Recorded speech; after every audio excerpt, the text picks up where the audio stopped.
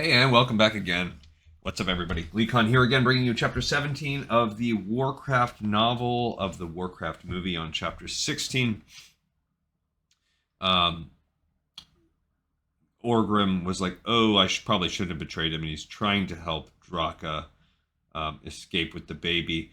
And meanwhile, Khadgar has flown back to Dalaran to be like, hey, Medivh is like, something's wrong with him. And also, who is Aladai? And this like weird cube portal opens up and he steps inside, and that's where we are. So stay a while and listen as we continue chapter 17. The cube was as black inside as it was outside. Khadgar ascended, pausing on the final stair, and then stepped forward to enter. Instantly, the wall behind him sealed shut, and the wall in front of him emitted a slitted light. He felt the surface upon which he stood undulating. It was silent, utterly so, a stillness such as Khadgar had never experienced. Aladai? He asked, and his voice was loud and strangely flat.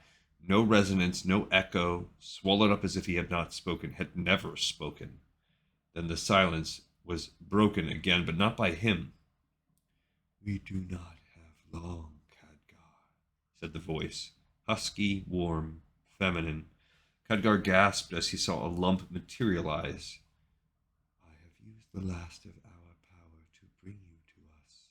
The lump shifted, elongated. Now it resembled a person standing up, still covered with the black, slick substance that comprised the rest of the cube. As Khadgar stared enraptured, the form refined itself. The black material began to look more like cloth, the shape fleshed out, becoming more detailed. Khadgar gasped. I know you. The library. That mysterious shape which had pointed out the book to him and then vanished, the book that had Ask Aladai scribbled on its pages. All are in danger, Aladai continued. We are counting on you.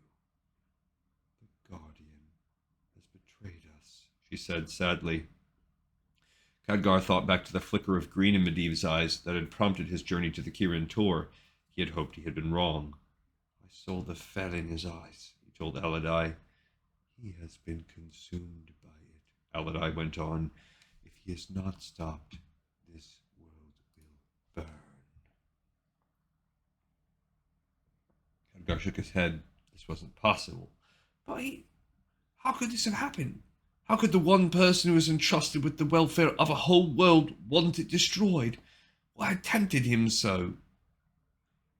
To betray his charge. Oh, that's all inside his head, that last part. To betray his charge so utterly. Aladai regarded him with great compassion from beneath her hood.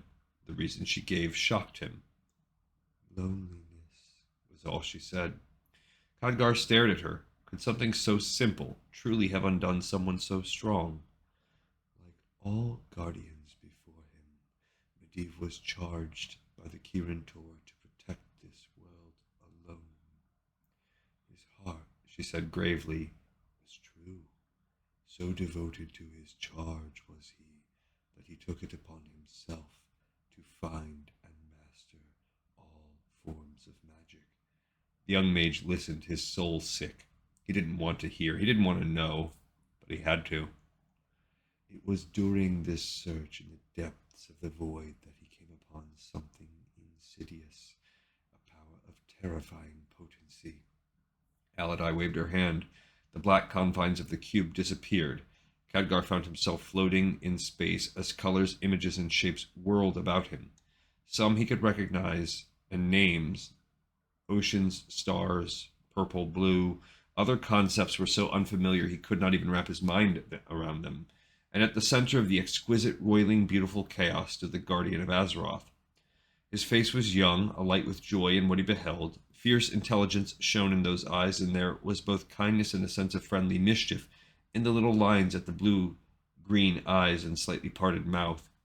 This was the Medivh that Lane and Taria and Lothar had known, and all at once Khadgar understood why they were so loyal to him. Medivh embodied all that a guardian should be. And then all at once the hue like a flaw in a perfect weaving began to stain the celestial images of a guardian at work. Its evil, glowing green tendrils like blood poured into a bowl of pure water seeped through the scene. More and more colors fell to the green, and the beautiful images turned ghastly and malformed. Medivh closed his eyes, grimacing, and when he opened them, they glowed as green as the mist that Khadgar had first beheld issuing from a dead man's throat. He had all but forgotten Aladai, and her voice was a welcome reminder that what he was seeing was in the past.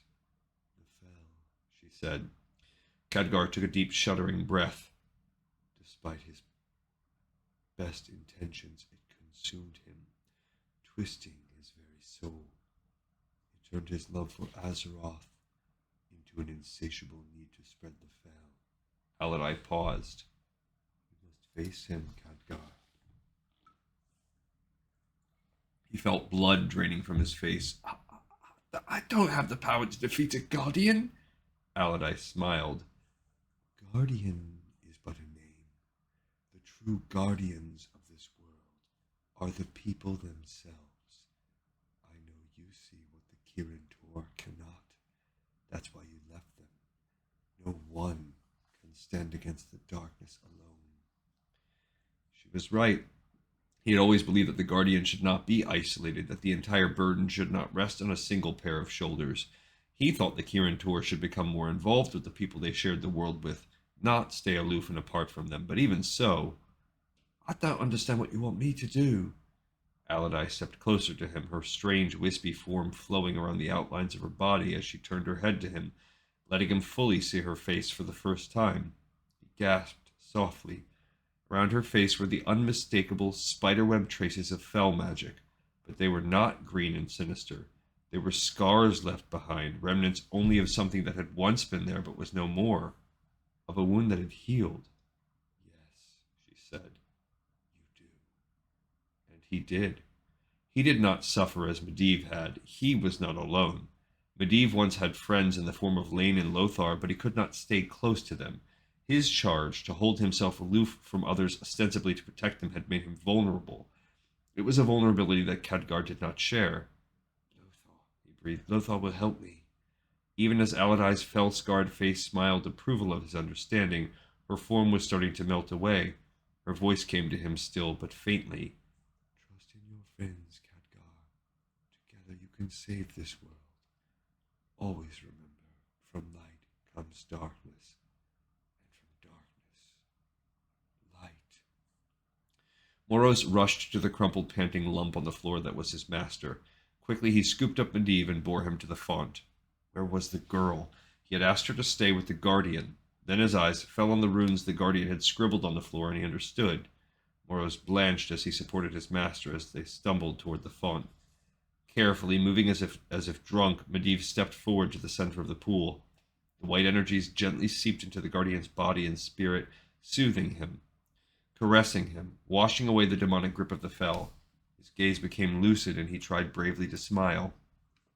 "Thank you, Moros," he said, his voice so very weak it cut at the old servant's heart. "You'll recover, Guardian," he said with a certainty he was far from feeling. "You always do." Medivh waved a too-thin hand. "No," he said. "Grona, thank you for the time with my daughter." Moros' shrewd gaze softened. He started to speak, then froze. A thin wisp of green was starting to tinge the whiteness of the font. He blinked, hoping against hope that he had imagined it, but the hideous glowing green hue bled into the pool.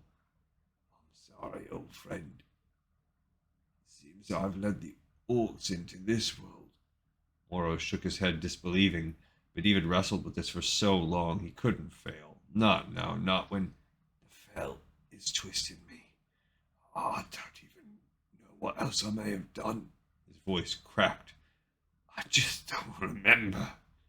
Moros, his heart breaking, moved around the circular pool, watching as the white magic struggled, then ceded to the green. "Everything I thought to protect, I have destroyed." Broken, he lurched to one side in the font, his head hanging in defeat. "I cannot control the fell. No one can." Abruptly, Medivh shot to his feet, his body strong once again. His body was bathed in green light from the polluted magic, but his eyes, whites and irises, were inky black. Moros backed away. He wanted to urge his beloved master to fight it, to turn it back as he always had before, but there was no trace of the Guardian he had tended to for so long in that face anymore. No hint of friendly good humor, or pain at the thought of another's suffering, or love for the young woman who... It was gone. All of it.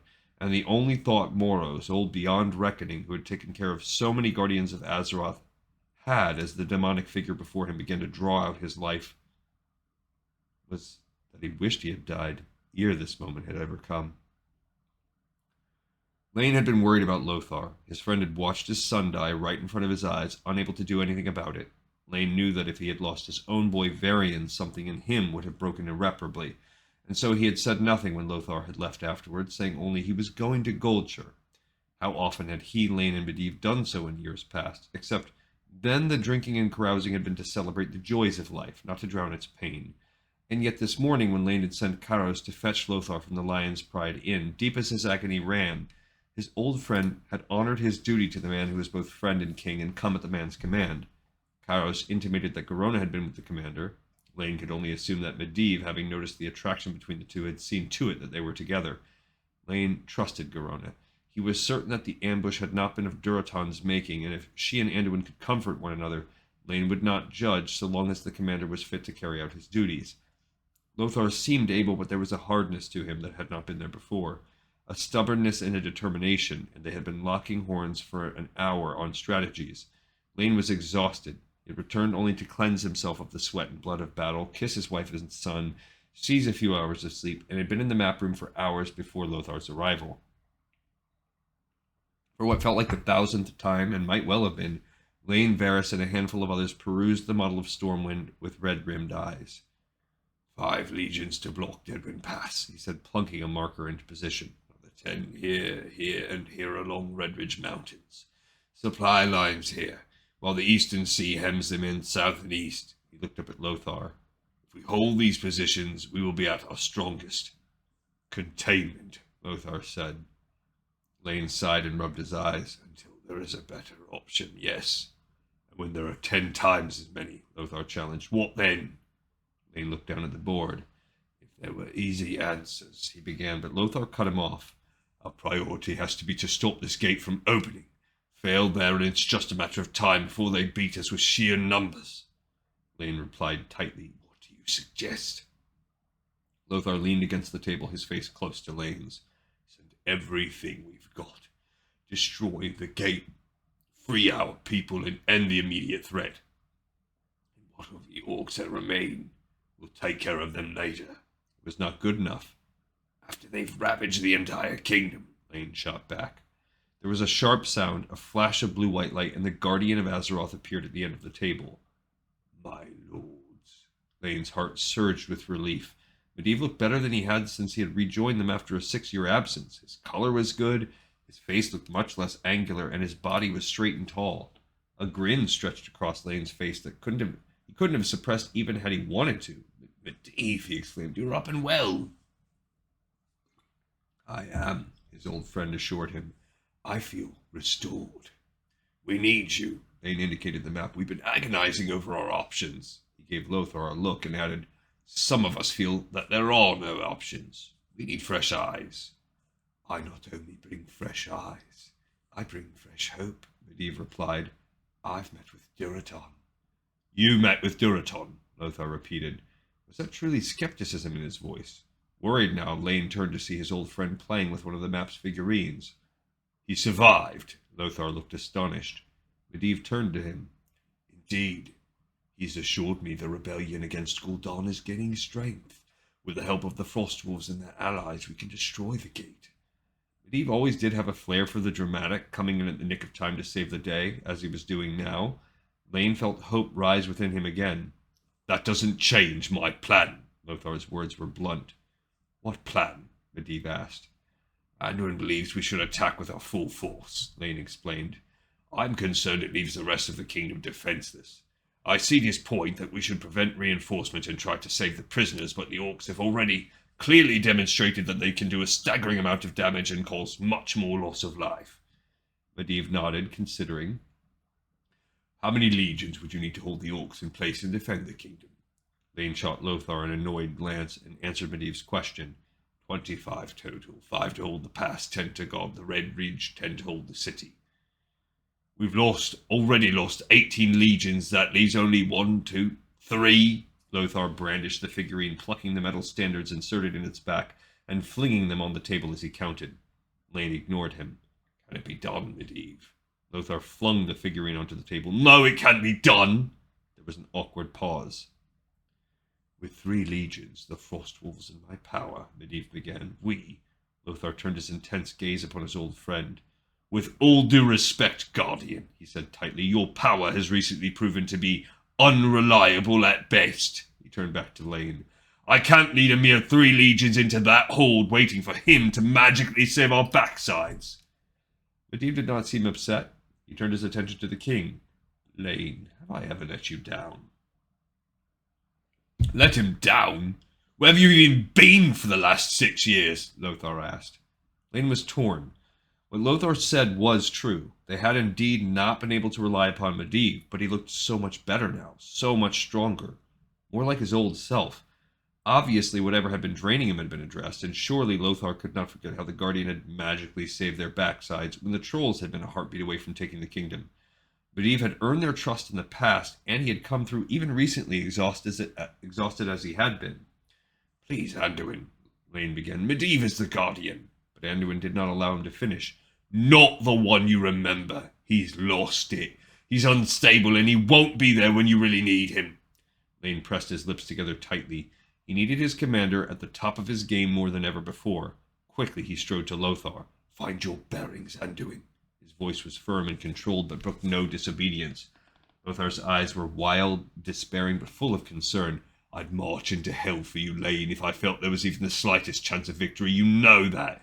But this is suicide.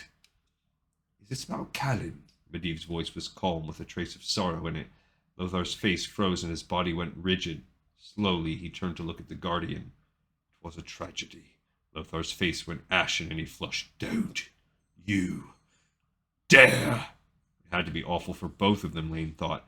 Medivh had clearly been unwell, and his act of bringing down lightning to separate the warring parties had saved many lives, almost at the cost of his own. It had indeed been a tragedy that poor Callan had been caught on the wrong side of that defensive action.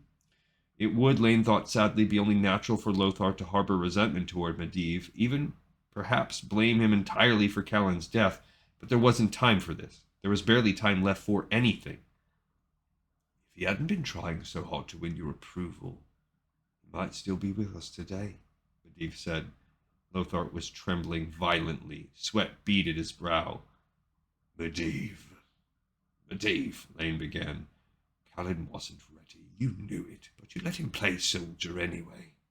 The words were unkind, and Lane opened his mouth to chide the Guardian, to ask him for an apology so they could focus on the dire situation at hand, but it was too late. Lothar exploded, bellowing in incoherent rage, lunging for Medivh. Lane, Karos, all those assembled surged forward, trying to break them apart.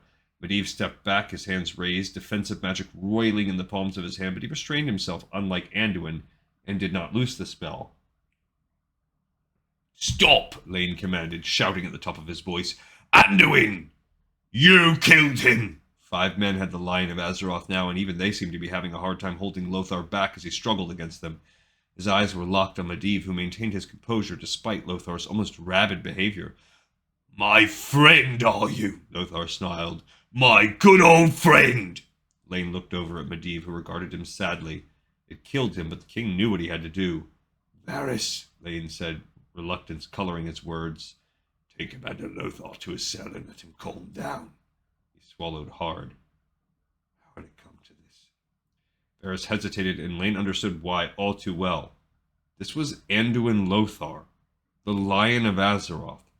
Varys' commander, who led by example and inspired respect, and yet it seemed even heroes had breaking points.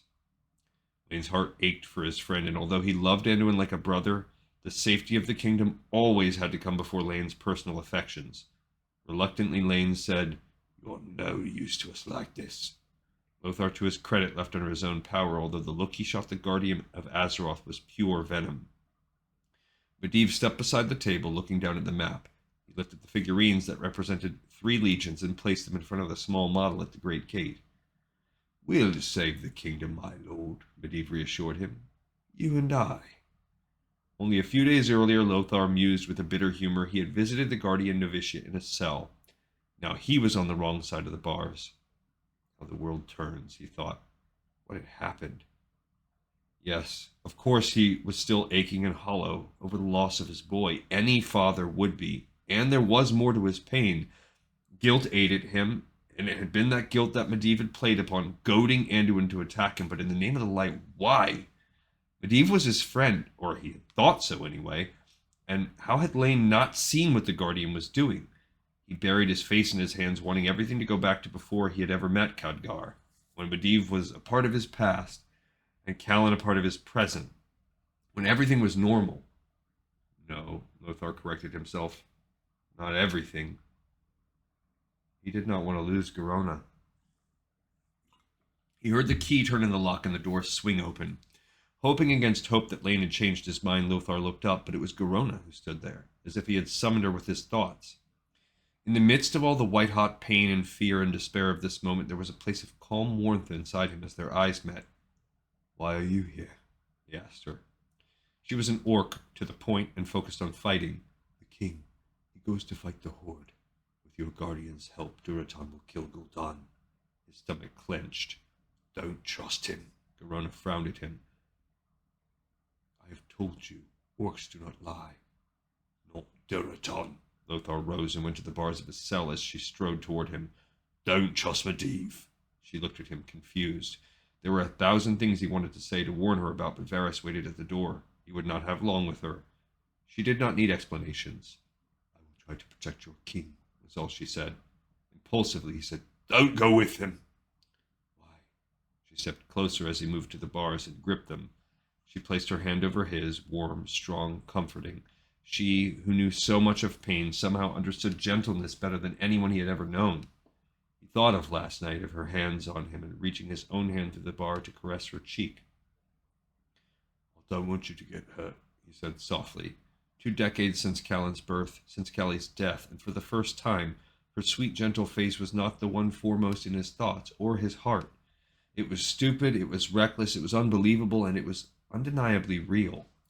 Emotions flitted over her face. She reached to her slender throat, snapping the leather thong that encircled it. She held the pendant for a moment, then took his hand. He felt the tusk of her mother, warm from having nestled against her heart, settle in his palm. Garona folded his fingers tightly over the most precious thing she had to give. "Come back alive," Lothar whispered. He squeezed her hand tightly. "Couldn't bear it if this war takes you too." Garona nodded, but he knew what she meant by it. It was an acknowledgment of his words, not a surety. She was too honorable to make promises she could not keep.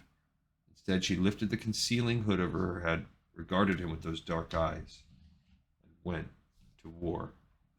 That was a pretty long one, and we have, basically the complete turning of Medivh as we get ready to approach some of the final crescendo, the last quarter of the book. Thank you, everyone, so much for joining me.